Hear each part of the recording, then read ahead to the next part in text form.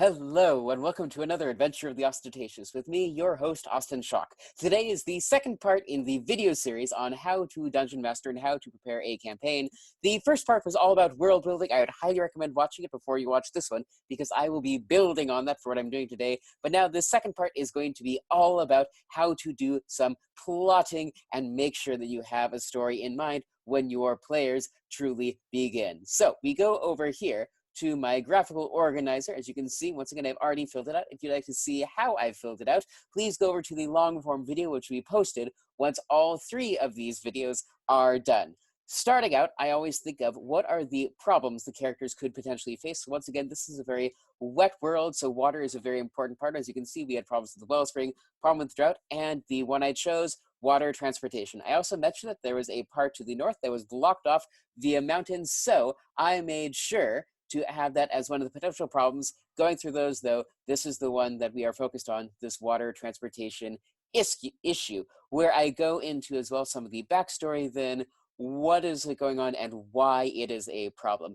Namely, you've had this one country that's been controlling the waterways forever and ever and ever, and now suddenly something is going to change. Then I go into the outcomes. So outcomes could go one of two ways, depending on what the players decide. They could either join with the pescadores, or they could go against the pescadores. I have labeled one for each success, a partial success, and a failure, and these are pretty much in many ways opposites. For both of them, the main aspect of success is getting people to share things and work together.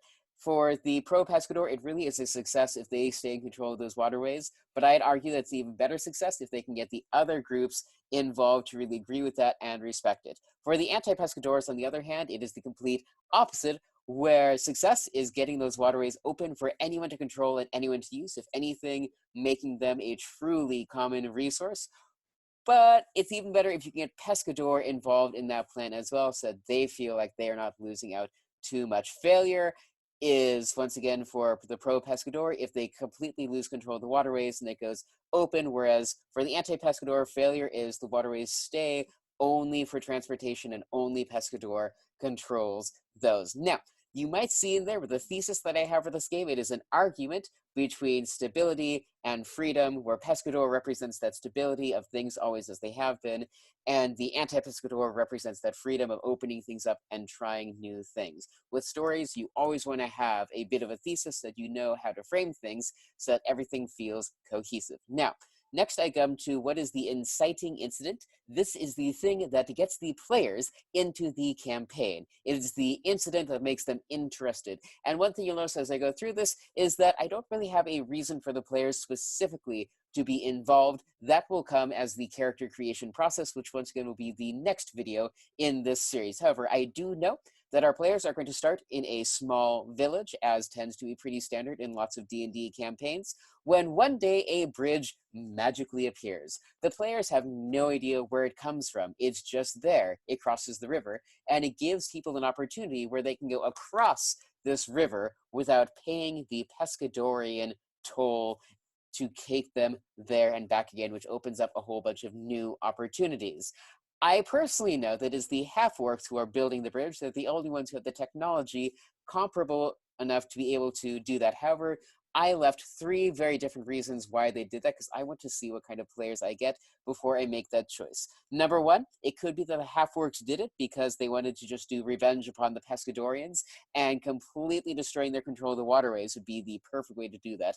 Number two, it could be the fact that the half-orcs suddenly want to rejoin other societies, so they are gifting them with these bridges in an attempt to show that they can be useful and helpful. Or number three, once again, they are a technocratic society, if you watched the last video, so maybe there is a religious purpose to this, where they have reached a point in their cycle that this is part of the master plan of just building bridges. The players are not going to know quite which one it is until they figure out it's the half-orcs and start digging down deeper, by which point I should know my players well enough that I should know exactly what the motivation for the half-orcs is. Now we get into the rewards for if the players take this on. What do they get for success? If they are pro-pescador, they get citizenship, because let's face it, citizenship to the more powerful civilization tends to help. Once Rome started handing out citizenship like candy, people started being a lot more Roman. Then there are the material things, because some players just want that material aspect. There can be cash, magical weapons, small farms, titles of nobility, whatever you think your players would like. get them a Pikachu if it really, really helps. Lastly, once again, the thesis goes back to stability versus freedom. Pro-Pescadorian is definitely pro-stability. If they go with the Pescadorian and solve that, then they are taking a step towards stability. On the other side, we are going to have those material things. Once again, some players just like that. But on the flip side of that, these more intangible rewards depend on which direction the half-orcs are going and what their motivations are, and whether the players solve this by joining the half-orcs or by joining another one of the societies. Maybe they get citizenship into that society, maybe they're inducted into the religion. Until we know those motivations and which way the players go, it's kind of hard to know what those rewards will be. And lastly, this is definitely a blow for freedom because you're breaking down the stability and opening it up for everyone to have a chance at this pie. Lastly, I went through some vital NPCs and stations, and by stations I don't mean ye olde train station where we're having connection for Albuquerque, New York, and Toronto. Nope, I mean stations in life. So I did this by civilization. So in Pescador, since that seems to be the main focus, we have the government leader, whoever that is, military leader, commerce secretary, and basic army people. Commerce will tend to be trading and motion as well.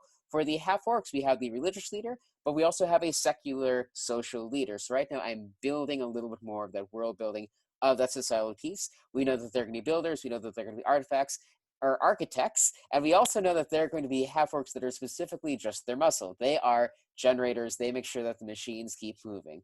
Lastly, for the starting village, we have excited people, we have exposition person just in case they're needed, and we have pointer out of the inciting incident. One thing you'll notice is that none of these characters actually have any characterization. That's because right now they don't need it. These are just the things I will think about when I start building up the characters. So to summarize, I start very broad with what is the problem, then I go down to what could the possible outcomes be depending on the success or failure of the group. Note that I did not say how they needed to do it, just what happens if they do, because I want to leave that open with the players. Then it goes from there to the inciting incident, rewards, and the people they will meet on their journey.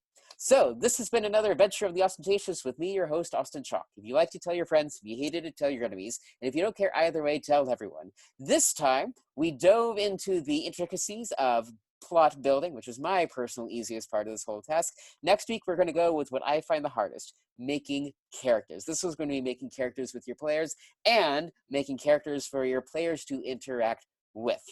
Now, go off, stay safe, be amazing, and happy quarantine!